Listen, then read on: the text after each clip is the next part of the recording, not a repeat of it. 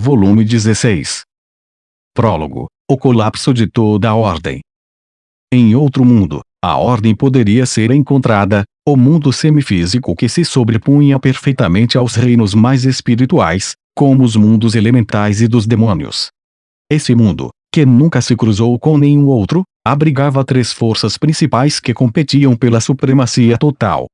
Uma delas era a dos místicos, que elaboravam planos grandiosos para invadir outros mundos. Outro eram os insetores, ocupados principalmente com a expansão de seu próprio refúgio. Depois, havia os criptídeos, que desperdiçavam seus dias com batalhas e destruição sem fim. Certa vez, houve outra força que veio de outra dimensão, mas um dos outros três os destruiu e destruiu a dimensão de onde vieram, tal era a extensão dos poderes incomparáveis desse trio. Os místicos e os insetores haviam construído uma sociedade hierárquica com um rei no topo.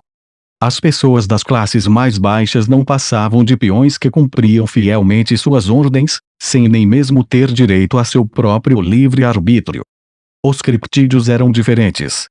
Embora fossem formas de vida semi-espirituais, eles haviam se desenvolvido de uma forma que os aproximava o máximo possível da espiritualidade plena. A reprodução ainda era uma questão de descendência que se separava dos pais, mas a maioria dos criptídeos eram indivíduos únicos, criados espontaneamente a partir de mágiculas. Os criptídeos podem ser diferentes dos insetores em termos de composição biológica, mas suas características são bastante semelhantes às da classe dominante dos insetores. No entanto, ao contrário dos insetores, eles raramente se agrupavam, pois cada criptídeo individual possuía uma notável capacidade de luta. Eles eram astutos e extremamente beligerantes, apesar de sua falta de inteligência, e não havia nenhum senso de cooperação entre eles, cada um motivado puramente pela atração de expandir seu próprio domínio de governo. Assim, os criptídeos estavam atualmente em um estado de guerra civil total. Considerando a forma como cada uma dessas três forças agia, simplesmente não havia como elas viverem em harmonia no mundo que chamavam de lar. Os místicos e os insetores estavam lutando há quase toda a eternidade. Somente quando o número de criptídeos aumentou a ponto de ficar totalmente fora de controle é que esses dois inimigos amargos largaram as armas e lutaram juntos para destruí-los, um momento na história que se repetiu desde tempos imemoriais. Por causa disso, essas raças nunca descansaram em sua busca por um domínio mais seguro, seus olhos examinando o universo fora do seu próprio enquanto planejavam suas hipotéticas invasões. Isso, é claro, não seria fácil. Mesmo com uma expectativa de vida que superava a dos humanos e corpos que doenças ou ferimentos jamais poderiam levar, eles ainda não haviam realizado seu sonho de longa data. O primeiro problema era que eles ainda não tinham uma maneira fácil de abrir um caminho de invasão para outros mundos. Ocorriam fendas no espaço, causadas por catástrofes únicas chamadas vibrações espaço-temporais, mas elas aconteciam apenas uma vez a cada milênio e, mesmo assim, duravam apenas um pequeno período de tempo. Enviar um grande exército através delas seria totalmente impossível. Tudo que eles podiam fazer era enviar uma equipe avançada para construir uma base de operações. Havia, no entanto, exceções. Essas exceções assumiam a forma de um portão, uma fenda que conectava dimensões e era fixada no lugar dentro do mundo deles, conhecido pela população como portões do inferno ou portão do submundo. Usar esse portal facilitava a fuga do mundo deles, mas como ele estava sob o controle da raça dos demônios, o acesso era negado aos agressores, às espécies variadas que tentavam invadir outros mundos. É por isso que eles estavam tão empenhados em tentar assumir o controle do portal, mas, por enquanto, todos estavam em um estado de distensão. Mas uma pessoa não estava feliz com esse equilíbrio, alguém que, de fato, o odiava continuamente. Seu nome era Felduai, o Lorde Místico. Esse perpétuo relacionamento a três fez com que seu ódio ardesse ainda mais, transformando-se em um inferno que poderia consumir o mundo com o tempo. Felduai se lembrava de tudo. Veldanaval criou muitas espécies e raças, mas a tarefa de sustentar o mundo não era só dele. Havia outros seres dispostos a oferecer sua ajuda, e Felduai foi o primeiro a se apresentar. A raça dos anjos era um povo sem vontade própria, criado apenas para ajudar Veldanava em seu trabalho. O nível mais alto de existência entre os anjos era chamado de serafim. Havia 7 no total, e cada um deles tinha energia suficiente para transcender até mesmo um Lorde Demônio desperto. Ao receberem nomes de Veldanava, eles se tornaram os chamados 7 anjos primordiais, seres equivalentes a deuses. O primeiro desses 7 foi Felduai, que mais tarde se tornou o fundador da raça mística. Felduai, que ganhou seu livre-arbítrio junto com seu nome, jurou lealdade a Veldanava, liderando os anjos e passando muitos anos como seu assistente pessoal. Mais e mais espécies nasceram, uma após a outra. O Rei Louco dos Gigantes, a Rainha das Fadas que supervisionava as estrelas, o fundador dos vampiros, uma raça criada para construir uma civilização nos planetas.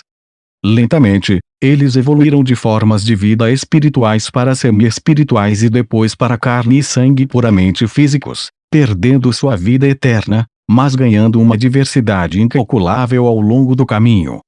Então, finalmente, a humanidade nasceu, com seu destino interligado a um mundo paralelo em outra dimensão.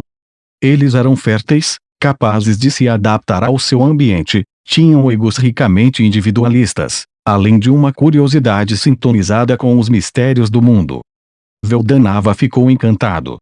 Ele amava essa espécie frágil mais do que qualquer outra.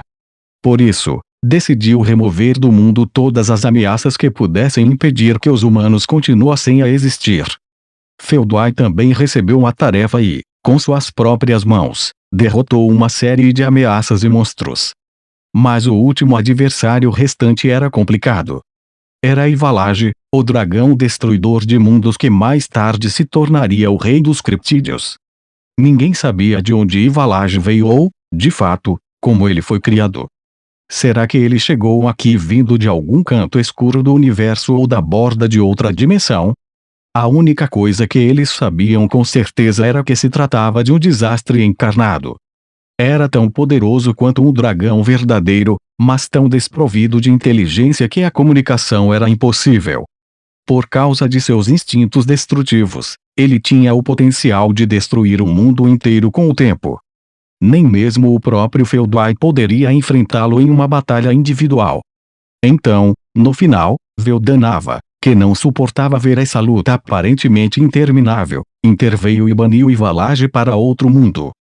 Ele designou Felduai para vigiá-lo, mas Felduai o aconselhou a matar o monstro antes que ele causasse mais problemas. Era muito perigoso, disse ele. Mas Veldanava se recusou, ele afirmou que Ivalage poderia ganhar inteligência com o tempo. Enquanto esperavam, no entanto, esse outro mundo foi preenchido até a borda com as magículas de Ivalage, e assim nasceram os criptídeos. Esses criptídeos, que na verdade não passavam de versões inferiores do próprio Ivalage, passavam seus dias satisfazendo seus instintos agressivos e lutando sem parar. Eles não precisavam de comida ou água e também não tinham medo de morrer. Eles eram tão fracassados quanto qualquer outro deus já havia criado, até mesmo Felduai, tão fervoroso seguidor de Veldanava quanto ele, os considerava apenas criaturas verdadeiramente desdenhosas. Assim, os dias continuaram, com Felduai ocasionalmente subjugando os criptídeos se eles ficassem muito descontrolados. Então, com o passar do tempo, ocorreu uma mudança. Como que para provar que Veldanava estava certo, um ser inteligente e sensível emergiu dos criptídeos, o senhor de um novo grupo herético.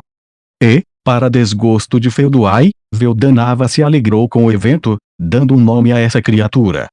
Esse foi o nascimento de Zeranus, o senhor dos insetos.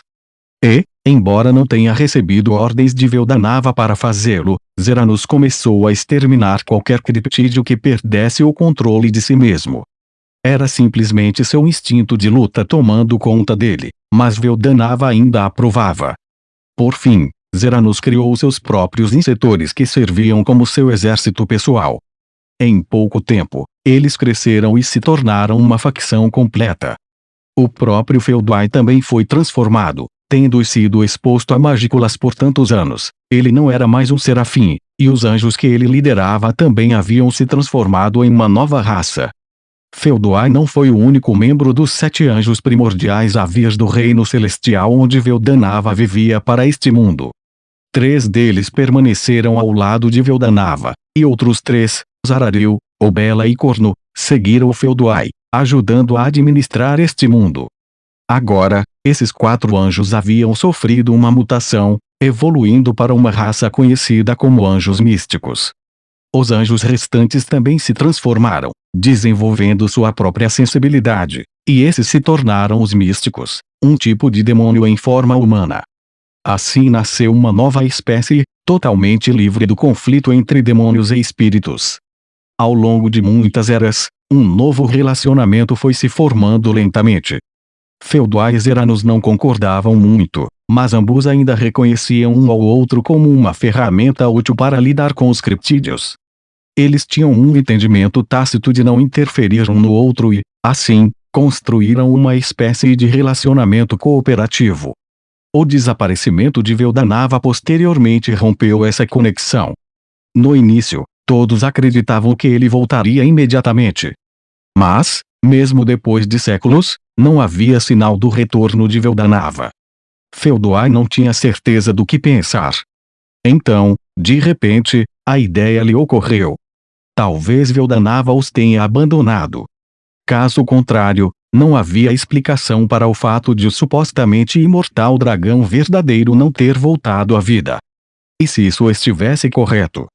Era um fato odioso e lamentável para Felduai processar. Todos os humanos do planeta, não apenas eles. Os elfos, os anões, os homens-feras e até mesmo os demônios. Ele odiava todos eles, todas essas raças classificadas como demi-humanas, toda a humanidade. Ele queria destruí-las, pois qualquer um que tivesse tirado Veldanava dele não merecia viver. Ele queria unificar o mundo criado por Veldanava com suas próprias mãos, e então, concluiu, ele traria sua condenação final sobre todos que tivessem cometido esse grande pecado mortal. O mundo tão amado pelo deus Veldanava seria então pintado com suas próprias cores, sua diversidade seria destruída para que ele pudesse criar um mundo para governar. Ó Veldanava, meu Deus! Se você deseja me punir, vá em frente. Eu não quero mais nada. Então, por favor, apresse-se, ou seu mundo deixará de existir. Assim agiu Felduai, o senhor místico, como se estivesse testando os próprios deuses. Esse foi o nascimento das raças mágicas, o eterno adversário da humanidade. Felduai abordou os Eranos pela primeira vez, sugerindo que eles poderiam se unir para destruir os criptídeos e usar esse impulso para invadir o planeta. Mas, ridículo. Só há um digno o suficiente para me enviar ordens, e agora que ele se foi, farei o que quiser. Ele recusou categoricamente a oferta sem maiores considerações. Isso enfureceu Felduai, não tanto a recusa, mas a atitude irreverente de Zeranos, como se ele presumisse que Veldanava havia caído de vez. Então você será o primeiro a morrer. Agora, ele direcionou toda a sua raiva para o inspetor. Se os dois tivessem dado as mãos naquela época, talvez pudessem ter eliminado Ivalage, o dragão destruidor de mundos, e os criptídeos que estavam sob ele. Mas esse sonho ficaria eternamente sem ser realizado. O mundo que eles chamavam de lar caiu em uma era de caos, e assim começou o impasse triplo. Muitos anos se passaram. A situação permaneceu em um impasse. Enquanto Veldanava não fosse ressuscitado, não haveria como retornar ao mundo original a partir deste. Muitos se esforçaram ao máximo para tomar o único portão operacional, mas os demônios sempre ficavam no caminho, e o pior de todos se chamava Noir, que parecia viver apenas para a emoção da batalha. Ele desprezava a raça mística, considerando-a movida por magia inferior, uma ralé de inimigos que desafiava a própria vontade de Veldanava. Do ponto de vista de Felduai, nada poderia ser mais repugnante. Na verdade, foi o próprio Noir que foi tolo o suficiente para impedir o renascimento de Veldanava. Mas era impossível destruí-lo. Até mesmo no reino físico, um demônio primordial era simplesmente demais para se lidar, mas nessa outra dimensão, e especialmente no reino que os demônios chamavam de lar, ele podia explorar um poder irrestrito. Nos mundos espirituais e semimateriais, onde a força de vontade de uma pessoa se traduzia diretamente em sua influência sobre os outros, ele era praticamente invencível. Isso, é claro, era igualmente verdadeiro para Feldway. Mesmo que eles brigassem, ele sabia que isso não resolveria nada. A coisa certa a fazer era ignorá-los, por mais que isso o irritasse. De qualquer forma, retornar ao mundo onde Veldanava vivia estava se mostrando extremamente difícil. Mesmo quando uma fenda entre as dimensões se abriu no outro mundo, tudo que havia além dela era algum outro planeta desconhecido. Eles também tentaram invadir esse planeta, mas não conseguiram nada além de evitar o tédio. Mas quando a falta de progresso estava começando a frustrar o Feldway, surgiu uma oportunidade. Está me ouvindo, Feldway? Uma voz misteriosa falou diretamente à mente de Feldway. Quem é este? Perguntou ele. A voz era amarga em sua resposta. Eu sou a vontade que vive dentro do poder. Ainda não sou livre, por isso, me chamo Rudra. Entrei em contato com você porque presumo que você e eu compartilhamos o mesmo objetivo. Rudra. O nome era familiar. Pertencia ao amigo íntimo de Veldanava, uma figura semelhante a um discípulo e um homem famoso como o herói original. Não estava claro o que ele queria dizer com a vontade que vive dentro do poder, mas Feldway ainda estava curioso para saber o que esse tal Rudra queria. Seja qual for o objetivo, ele pensou, se eu o achar frívolo, rastrearei a origem dessa voz e a destruirei. Então Rudra continuou falando. Minha missão é restaurar Veldanava, o Criador, e nada mais. O quê? Os olhos de Feldway se iluminaram. As palavras pareciam sinceras para ele e certamente despertaram seu interesse. Por isso, ele se envolveu com essa voz até ficar satisfeito, não importava mais para ele o que era. O que ele descobriu foi que a voz pertencia a Mikael, Senhor da Justiça, uma habilidade suprema criada por Veldanava. Ele não duvidou das palavras nem por um momento, porque a voz estava ciente de muitos detalhes pessoais que somente Veldanava saberia.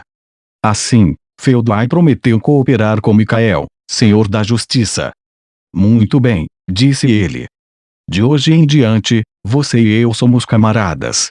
Mas vai ser complicado se eu não tiver um nome para chamá-lo. Ridículo. Eu já tenho um. Feldway interrompeu a resposta fria e robótica. Rudra não me parece muito correto, não é? Em vez disso, vou chamá-lo de Mikael. Foi um comentário brincalhão, mas a mudança que ele provocou foi dramática. Ela fez com que o Senhor da Justiça, que até então tinha pouca consciência de seu governo como humanas, desenvolvesse uma mente própria e definida. Acho que devo agradecê-lo por isso, Feldway. Não o reconhecerei como meu verdadeiro mestre, mas assim que eu recuperar todos os meus poderes de Rudra, meu mestre temporário, concederei a você uma parte deles. Que interessante, respondeu Feldway. Mas, em vez de recusar a oferta, ele sugeriu uma alternativa. Não, porque você não é um mestre. Se eu não fizer algo a respeito de Zeranos, meu corpo principal nunca sairá deste reino. Eu odeio Zeranos, e ele também não confia em mim. Por que você não negocia com ele e faz com que ele veja as coisas do nosso jeito? Essa era a verdade.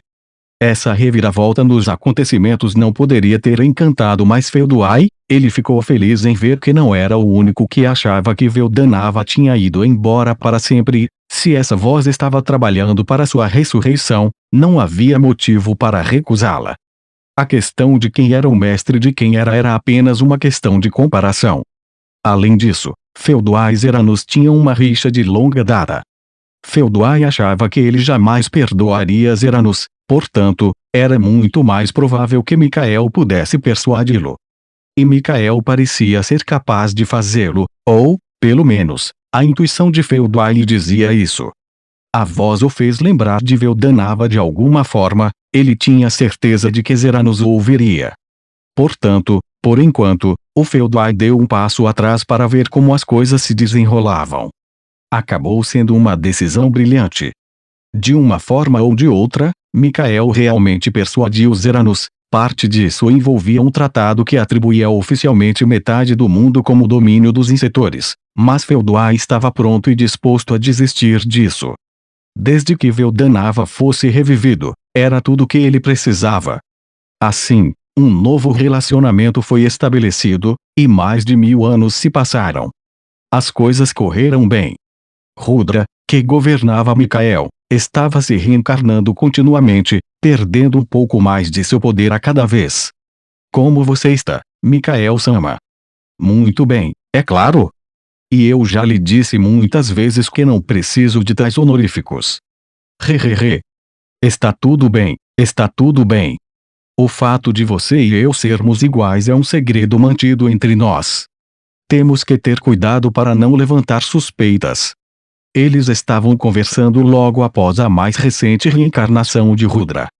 Dessa vez, Mikael tinha quase rédea solta para usar todo o peso de seus poderes, fato que Felduai estava feliz em ver. Uma vez que a influência de Rudra havia desaparecido, Mikael poderia fazer o que quisesse com toda a sua força, e isso significava que os anjos teriam controle total sobre aqueles com habilidades supremas. Todos os muitos obstáculos incômodos em seu caminho, entre eles Velgrind, se transformariam instantaneamente em aliados obedientes, comendo em suas mãos. E então até mesmo aquele temível Lorde Demônio cairia. Não sou tão ingênuo quanto Rudra, entenda. Usarei todos os meus poderes disponíveis para derrotar Gai Crimson e não hesitarei nem por um segundo. O momento de nosso confronto está próximo. Felduai concordou com entusiasmo. Rudra estava tão preocupado em ganhar seu joguinho com Gai, mas enquanto ele deixasse que as regras de engajamento o prendessem, ele nunca teria uma chance desde o início. Se Mikael, a fonte da autoridade de Rudra, pudesse ter flexionado totalmente seus músculos, Gai poderia ter sido derrotado com muito mais facilidade, e, no entanto, Rudra nunca fez um movimento, o que levou ao atual estado de caos. Se pudéssemos nos livrar de Rudra, o mundo cairia em nossas mãos. Então, tudo o que teríamos de fazer seria esperar que Veldanava voltasse, não é mesmo? De fato. É por isso, Felduai, que tenho um favor a lhe pedir. O que é isso? A cabeça de Felduai se animou. Essa era uma pergunta rara para Mikael, a primeira vez, na verdade. Quero que você se torne meu receptáculo. Era uma oferta que Felduai havia recusado no passado. Eles ainda estavam desempenhando os papéis de mestre e servo, mas eram camaradas, em pé de igualdade. Felduai não achava que era o momento certo para assumir o controle desse relacionamento, por assim dizer. Mas quando Mikael explicou melhor o assunto, a opinião de Felduai começou a mudar. Veja bem, finalmente tomei para mim uma existência paralela à de Velgrind. Isso permitirá que eu me transporte até você e que Rudra mantenha seus poderes. Mikael poderia continuar usando Rudra como isca enquanto usava todos os seus poderes de Senhor da Justiça. E isso não era tudo.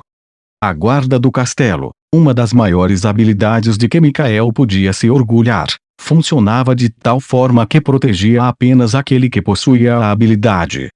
A lealdade de Mikael a seu mestre era a própria fonte de sua energia. Se a habilidade se estendesse também aos seguidores de seu mestre, isso se desviaria de sua lei não escrita de que nada é absoluto neste mundo.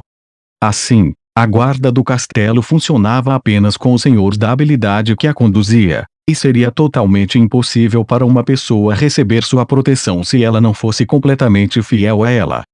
Era por isso que Rudra podia proteger totalmente a si mesmo e a mais ninguém, mas se Mikael se tornasse uma existência paralela e passasse a residir em Felduai, isso ativaria a guarda do castelo para Felduai também.